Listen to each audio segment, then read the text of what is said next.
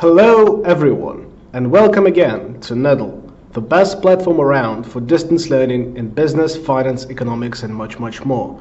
My name is Sava, and today we are continuing our discussion of option trading strategies. During the last couple of videos, we investigated the simplest option trading strategies possible, where we either long or short a single call or put option. And those can be decent strategies if we have a certain outlook on the future stock price dynamics or volatility. And we also discussed how those four simplest option trading strategies correspond to various beliefs that investor holds about the direction, bullish or bearish, and volatility, high volatility or low volatility. In other words, do they believe that the price will go up or go down, and do they believe that it will go up or down by a lot or by a little? But in the real world, real option traders and investors follow more sophisticated option trading strategies generally. What they do is they try to modify their payoff structure, their risk structure, given various underlying share prices. And to do that, they combine various options. They buy or sell options at various strike prices or various expiry dates. And those option portfolios, situations where you hold or you write a number of different options, are called spreads. So option spreads just refer to basically combination strategies, option portfolios. And we can distinguish between vertical spreads and horizontal spreads. Vertical spreads would deal with buying or selling options with the same expiry date of the same underlying security but at different strike prices, and horizontal spreads deal with buying or selling options with the same strike price but different expiry dates. As it is easier to model vertical spreads than horizontal spreads, we'll be dealing just with those. And you could see that vertical spreads can be a very useful tool to amend our simple option trading strategies to generate a more attractive payoff structure from a risk perspective at least. So without further ado, let's revisit our initial case, our bullish case of RELX PLC. This company announced a merger, and we can expect its corporate value to increase after the merger announcement, so we can be considered bullish on this stock. And as you remember, during the last couple of videos, we discussed that if we have a bullish high volatility outlook, we'll go for a long call, so we'll hold a call option in this stock. And if we are bullish but we expect low volatility, so we expect the price to go up but by a little, we will choose a short put strategy. So we'll write a put option for the underlying share. But we can see that those two simple option trading strategies have payoff structures that can be not optimal, that cannot be that attractive to some investors. For example, the easiest issue that you can identify with the short put, for example, is the unlimited downside. Obviously, writing options has unlimited downside. If, for example, you write a short put and the price goes down indefinitely, you'll lose progressively higher amounts of funds. So there is a way to account for that, to mitigate that using spreads. As for the long call, well, here it's much harder to spot any issues that can be amended by spreads, but bear with me. For example, you have a reasonable forecast of share price moving up by a lot. For example, you might expect that the merger will increase the valuation of RELX PLC to, for example, 21 pence per share, so 2100 pence per share. And you're expecting that the share price would not move up by more than that amount. So you could account for this belief of yours, for this forecast of yours, by applying a spread and amending your payoff curve to not being exposed to that upside that you deem really unlikely, and mitigate that downside that is, albeit fixed, can be quite material because the premium that you have to pay for this call option can be quite large. So without further ado, let's see how to implement the spreads and amend our payoff structures. So for the long call, if we believe that the share price of RELX PLC would not go above £21 per share in this short time period, what we could do to account for this belief of ours is to long our normal call at the center price, so longer call for the strike price of 1950 with a premium of 52.5 pence per share. That doesn't change, but also because we are not expecting to benefit from the movements of the share price above 2100, we can also at the same time short a call option for the strike price of 2100. So what it would mean is that we would cap our upside at 2100, but we will amend a part of our downside by the premium that we would extract from shorting the respective call option at a higher strike price. Obviously, the premium of the short call at a higher strike price would be lower because, well, it's more valuable to have an opportunity to buy something at a cheaper price than to buy something at a higher price. So we would not eliminate the downside altogether, but we will reduce it by forgoing the extreme upside. Let's see how it works, and let's see how our regular option payoffs add up to this new payoff structure of the bullish spread using calls. So for the long call, we can already calculate the net payoff, and the logic, just to revise, is very simple. If the option is in the money, then call options are not exercised, so the payoff is 0. And if the options move out of the money, so the share price increase above the strike price, we can benefit from selling the stock at the market price and buying it at the strike price. And then that's the gross payoff. To move from gross payoff to net payoff, in case of the long call, in case of any long position in an option, we have to subtract the option premium, as we had to pay that. We are holding the option, so we paid the writer of the option to have this optionality in our hands, because optionality is valuable and you have to pay the premium for that. So that's the net payoff of the long call. And we can bottom right click it all the way down and see that that's exactly the payoff structure that we encountered last time.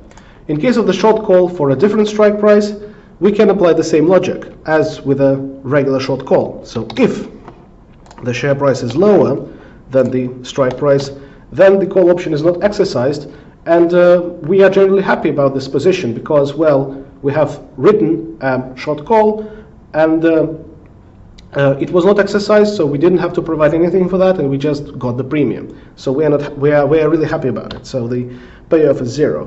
But if the share price moves out of the money, so the share price is greater than the strike price, then our counterparty has an incentive to exercise their call option, so they have the right to buy it from us at 2100, and we, to provide for that optionality of theirs, would have to buy it at the market price that would be naturally higher than 2100.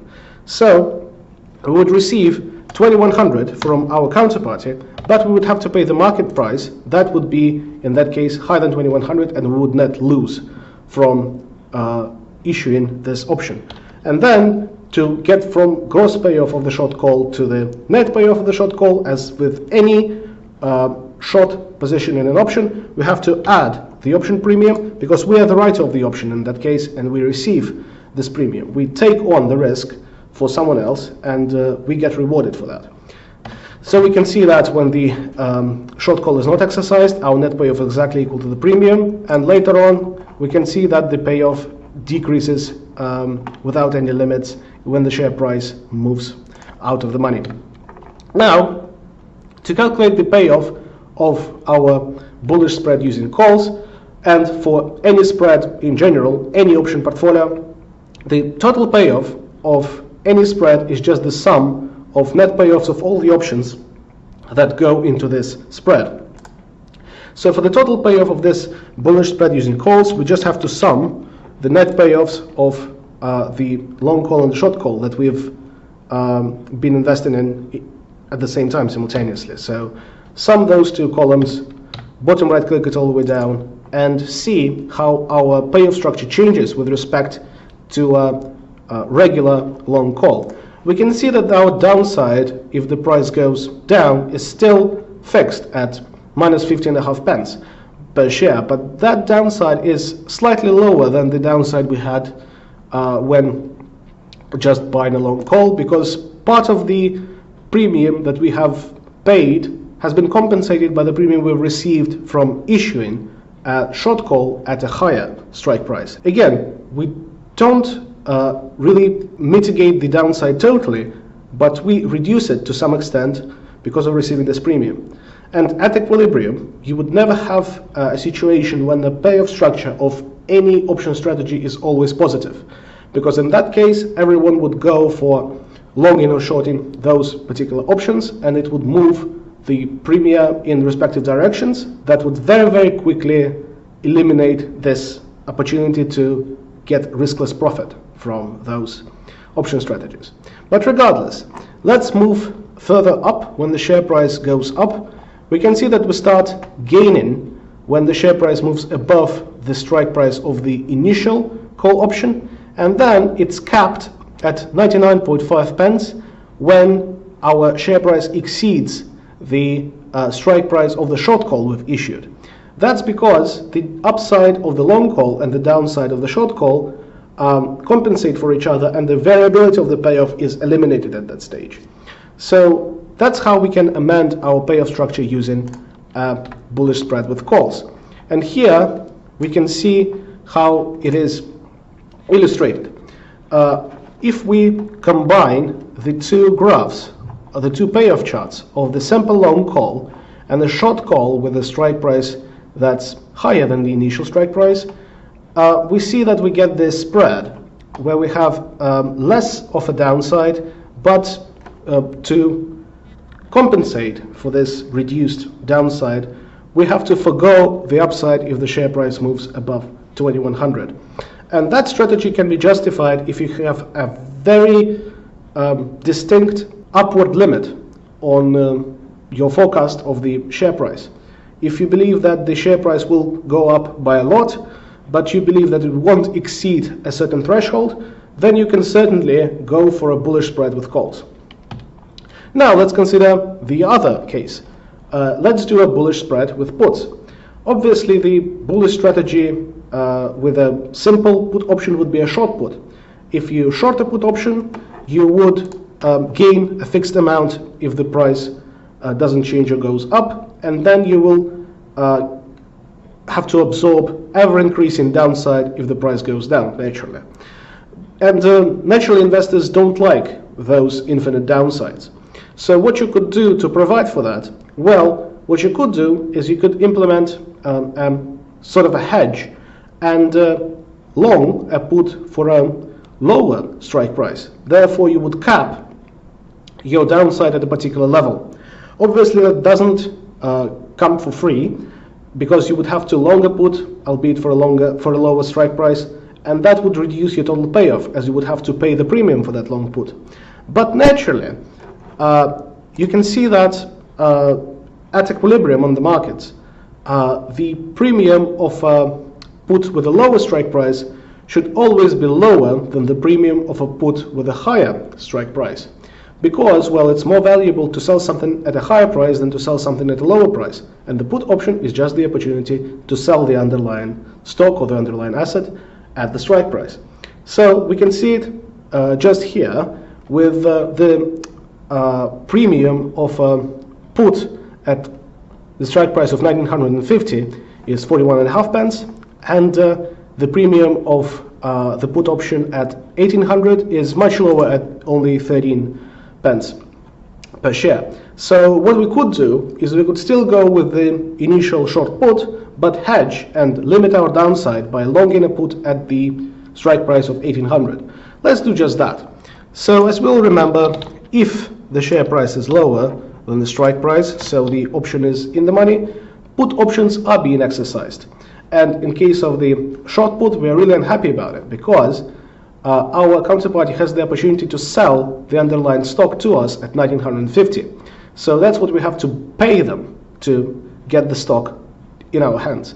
And as the current market price is much lower, then we net lose, because we can only sell the stock at the market price, and we get the strike price that's much higher. So on net, on gross in this case, we lose by getting our short put exercised. And if the share price moves above the strike price, so the put option moves out of the money, it's not getting exercised. So our gross payoff in that case is 0. In case of the short put, and in case of any short option, to move from gross payoff to net payoff, you just need to add the option premium. So plus the option premium. And now we can bottom right click it all the way down and see that it's a very familiar payoff structure. You have ever increasing downside when the price goes down, and a fixed upside when the price stays the same or goes up. Now, as we are unhappy with this ever increasing downside, let's also long a put for the strike price of 1800. What we can do, well, the payoff structure of a long put is again very similar. If the share price is lower than the strike price, then put options are exercised because we can sell for a better deal than on the market, and we would receive 1800 and pay whatever the market price is. So we would, on gross, gain from a put option. And if the put option moves out of the money, then we cannot gain from exercising it, as we could just sell at a higher price on the market. So gross payoff is 0. And in case of the long put, to move from a gross payoff to net payoff, we need to subtract the option premium because we bought this option. We got the optionality at the expense of someone else, and they would not give us this favor for free. So minus the option premium of the long put. And that's what you can see. That's really familiar payoff structure for a long put, ever increasing upside when the price goes down, and fixed downside when the price stays the same or goes up. What would we do to calculate the total payoff of our bullish spread using puts? Well, just as in the previous case, we just need to sum the net payoffs of both of the options that go into our spread. And what we can see from here is that we've successfully limited our downside is at minus 121.5 pence per share.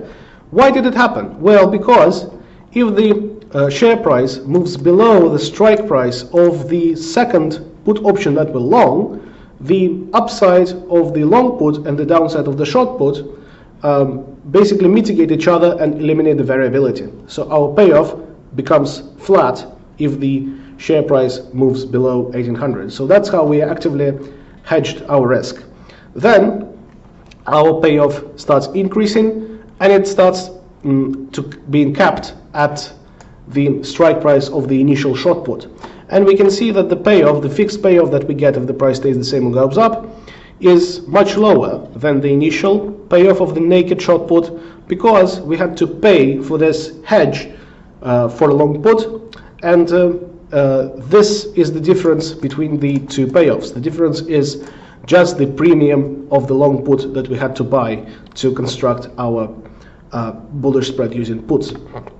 And if we look at that graphically, we can see that the logic is basically preserved.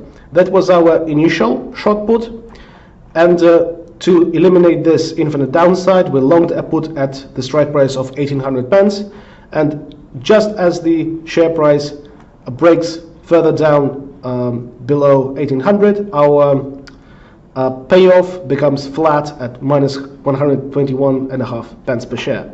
And to basically pay for this insurance, for this hedge, we had to forgo some of our fixed upside of the initial short put, because we had to pay the premium of the long put at 1800. And that's all for the bullish spreads. In the next short video, we'll be dealing with bearish spreads that are exactly equivalent to what we have discussed right now. Please leave a like under this video if you found my materials on options helpful, and in the comments below, please tell me what else do you want to know about options, derivatives, or any other financial instruments that you might be interested in. As for now, thank you very much and stay tuned.